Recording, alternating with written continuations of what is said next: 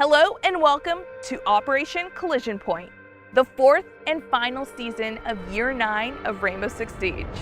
I'm your host, Camille Salazar-Hadaway, here with a jam-packed reveal show. We've got a ton of new features to talk about, including some big player protection news. Now, let's welcome Creative Director Alexander Karpazis to give you a full overview of Operation Collision Point.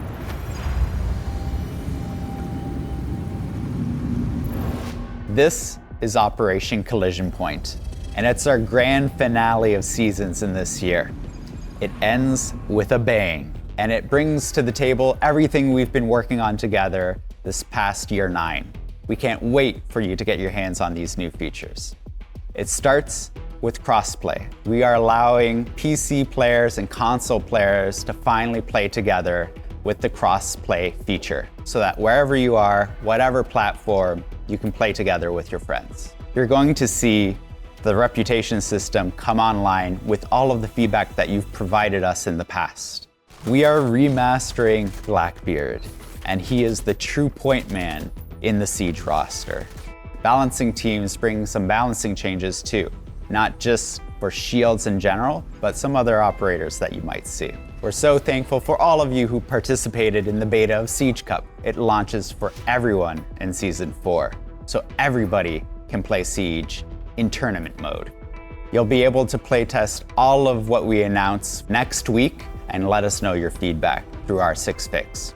So stick with us, we have a lot to cover, and stay tuned. With Operation Collision Point, friends who play on console and PC can now join together in lobbies to team up, hop into matches, and then crouch, teary-eyed, over each other's fallen operators while solemnly vowing to get the refrag. Here's UX designer Abhishek Agarwal with the details on this crossplay update.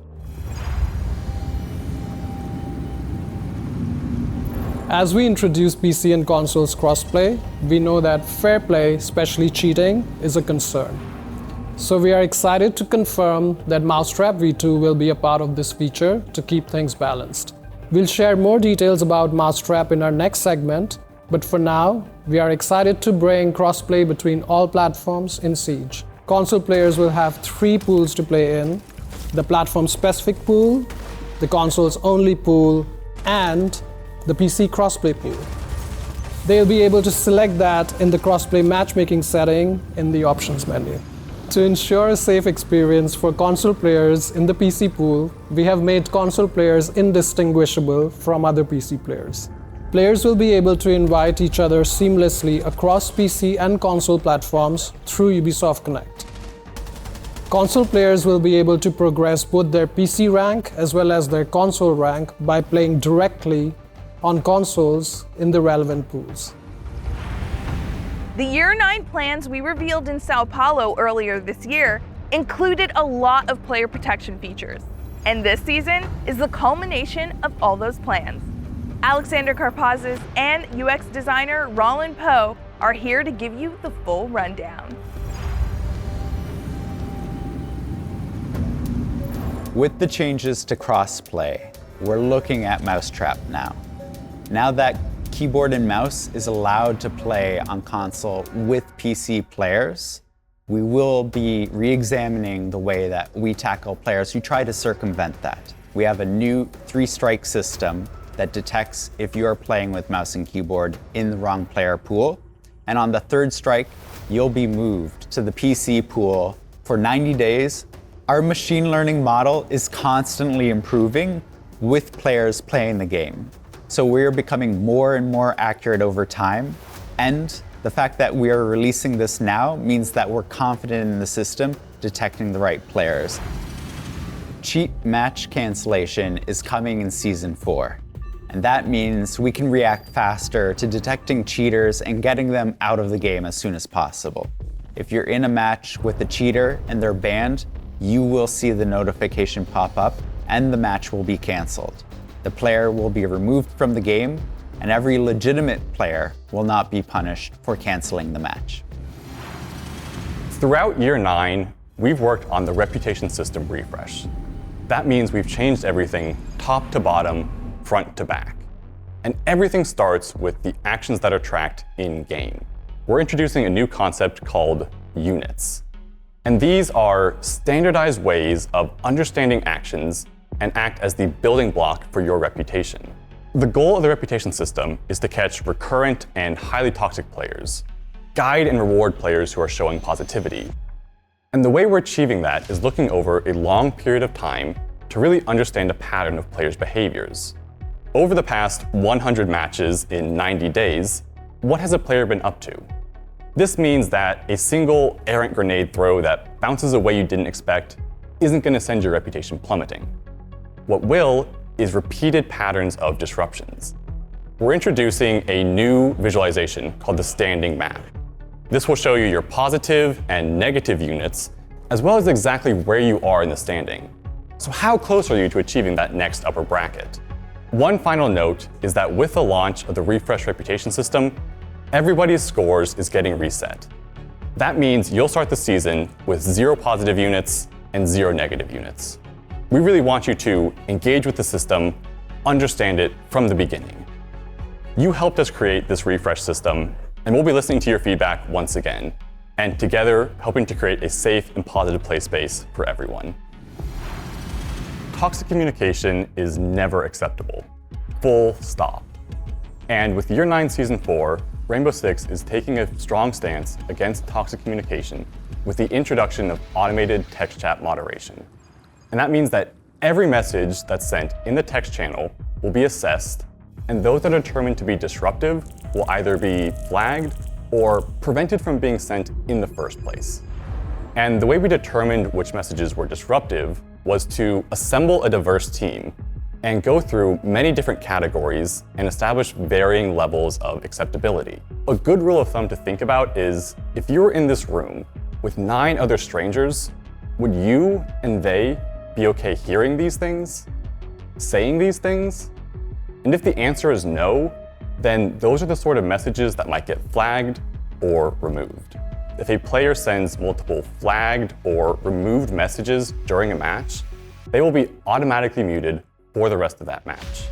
If players show a repeated pattern of disruptive communication, they will face the preventative mute penalty, meaning they will be muted in both text and voice for 20 matches. We know that varying people are going to have different opinions on what is acceptable and not acceptable. And this is also a new system, but we are confident that it's the right step in securing text chat, and we'll be very closely listening to your feedback. That way, working in collaboration with you, we can make text chat a great place for everyone. I know you're eager for the big moment we've got coming up. And believe me, we have some exciting things to share. But before we dive into that, we've got a special surprise for you. A mid-reveal treat. It's Maestro, like you've never seen him before.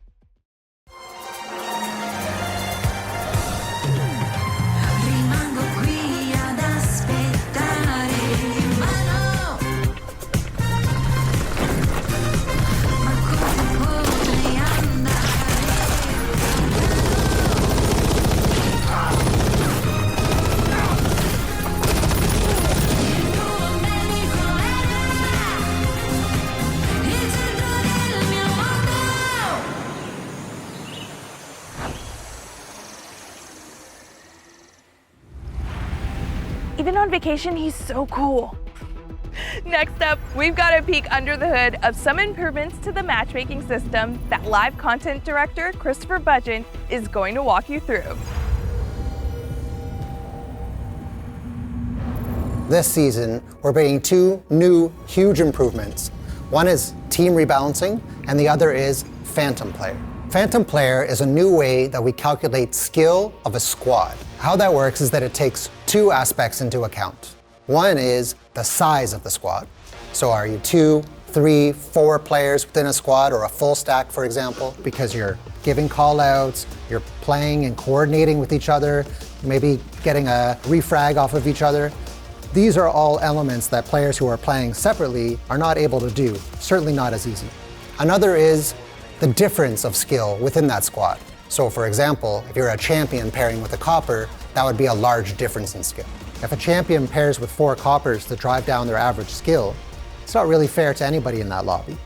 With the Phantom player, that will add a lot of skill to that group, and they'll ultimately be playing in a more fair lobby. We like to call this feature Phantom Player because it's as if there's a sixth player on the team in terms of skill. Phantom Player will be used within all of our playlists, including the Siege Cup, our most competitive playlist. We're also bringing team rebalancing. Now, this is something we've been testing on live in Year 9 Season 3, and we're ready to have this fully rolled out for Year 9 Season 4. What team rebalancing does is it looks at all the players on each team and just rebalances them to give an improved way to calculate the skill of both teams. So, which squad should a team go to? Should it go on Team A or Team B? Now, with the team rebalancing feature, will be an improved way to make sure that the two teams are as close in skill as possible. So we're able to add these matchmaking improvements because we've actually restructured our matchmaking component of our engine. And that's why we were able to bring skill initialization last season, big improvements this season. We have more coming next season with dynamic matchmaking. Look out for more matchmaking improvements as we continue to evolve within Siege. Operation Collision Point marks the arrival of the most competitive playlist yet, the Siege Cup. If you're ready to see what your squad can really do, this is the place to do it. Game designer Robert Cole will give you all the details as we celebrate the full release of Siege Cup.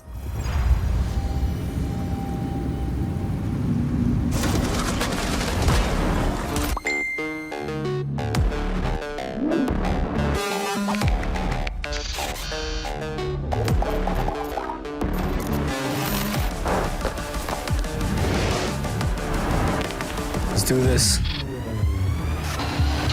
To locate a bomb. Swapping mags! He's upstairs. Reach that wall. Yeah, reach it. Down to 15 seconds. C4 and ping. Yes! Friendly's victorious. Hostiles eliminated.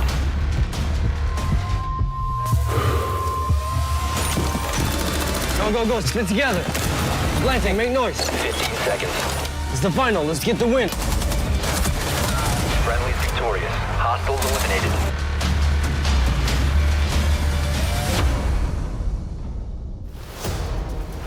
Thank you everyone for participating in the Siege Cup Beta.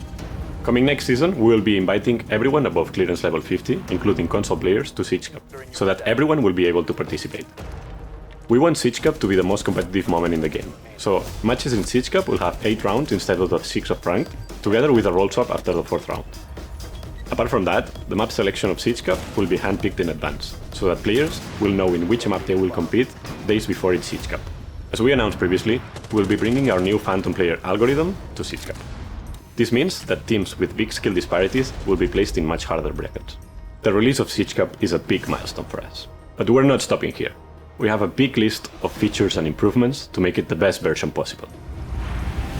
It's time to take a look at this season's bouncing update.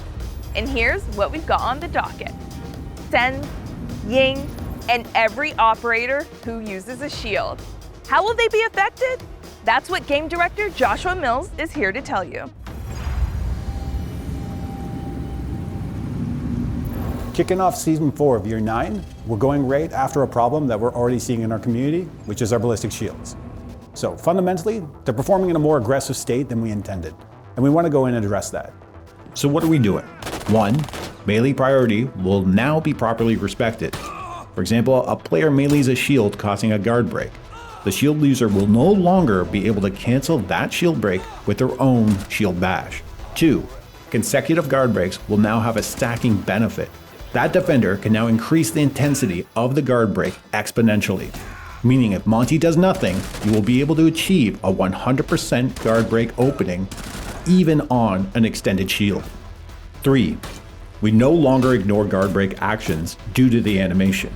For example, you melee a blitz and the guard break animation plays. But as the shield is about to settle back down, you melee it again. Previously, that second melee would not have connected and the guard break animation would have completed with the shield settling.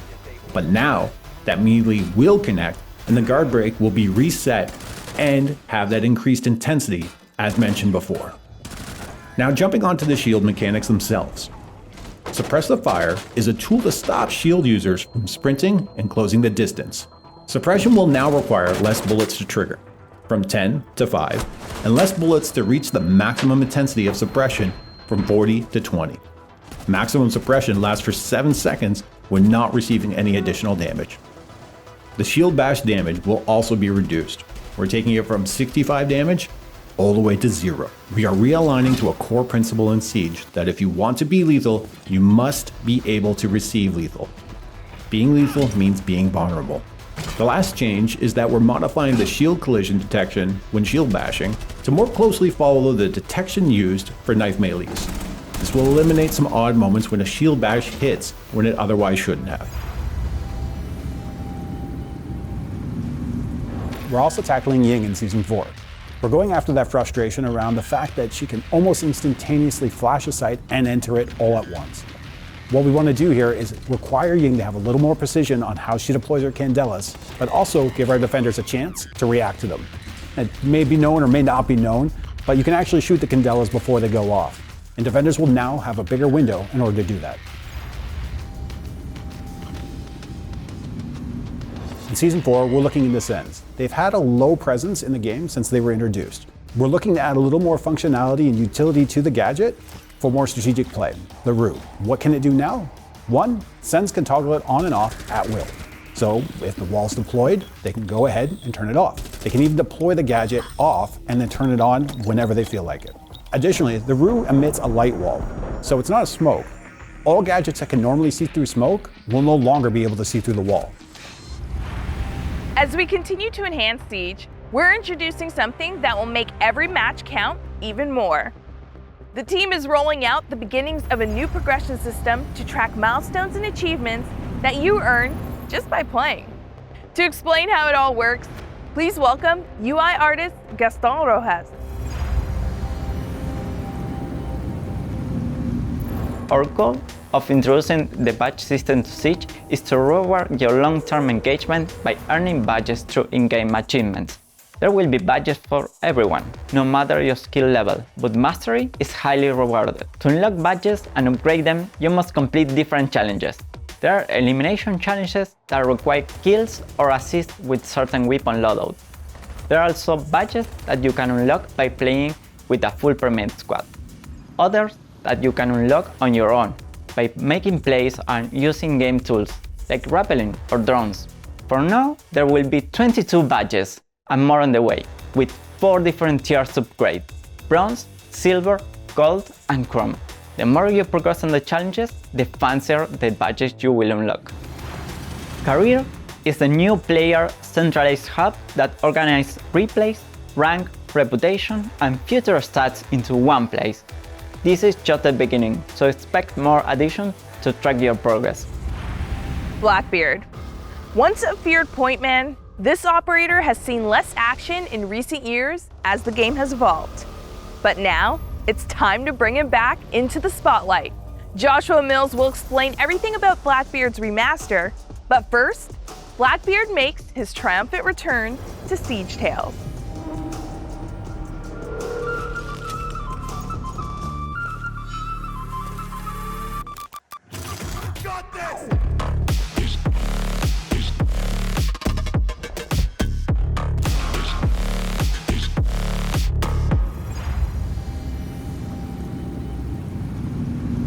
First off, Season 4, we're introducing our second remaster to the game. Now, somehow you all figured this out. I don't know how you figured it out, who told you or whatnot, but yes, it is in fact Blackbeard. In the past, we had issues right out of the gate with the fact that blocking a one-shot headshot in a one-shot headshot game is a serious problem. But additionally, being able to be fully protected and be lethal at the same time is another big problem. Being able to address both those is what we're doing with this remaster. New gadget, new gameplay, we've never seen this before. He's the guy that goes first in the door or through the wall. That's what the Hull Adaptive Shield can do now. Blackbeard can actually approach a soft wall and burst through it, taking that ground and running in first while leading his team. We want to really adapt the way he plays inside a building and how we can open up new lines of traversal. One of our key objectives with Blackbeard was to make sure he was the point man. We want him to be in the front line of the fire. That means he needs to be protected. Essentially, when Blackbeard wants to go combat ready, you simply ADS. And when you do that, the glass panel will slide down and reveal your target, but also expose Blackbeard. Now keep in mind that when Blackbeard can go lethal, he can receive lethal. The shield will drop, the gun will go in place, and he'll be able to be lethal, but he can receive damage. He'll be protected in the chest area, but of course, we all know where everyone's aiming. Reloads will not be safe reloads with Blackbeard. He'll need to take the time to reload in cover in order to make sure that he can do that while not exposing himself. He used to be the rappel king, being able to be on rappel, hold long sights, and be protected. We're bringing that back. Obviously with the change that when he goes lethal, that shield comes down and he can, in fact, be headshotted back or take damage back. Well, as far as getting up and meleeing Blackbeard, I highly recommend you don't do this because he still has all the same functionality of our ballistic shields. He can sure as hell melee you back. We did custom animations, new models, new gadget, you name it, it's all going in. And we wanted to make this one hell of a complete package. If you want to bring some serious firepower and some protection, you bring Blackbeard. And there you have it. Operation Collision Point is set to bring some of the most exciting updates and changes we've seen this year. From crossplay to player protection and the remaster of Blackbeard, we're excited for you to experience all the new content. It's been an incredible journey through year 9. Now, gear up for Operation Collision Point, and we'll see you in game.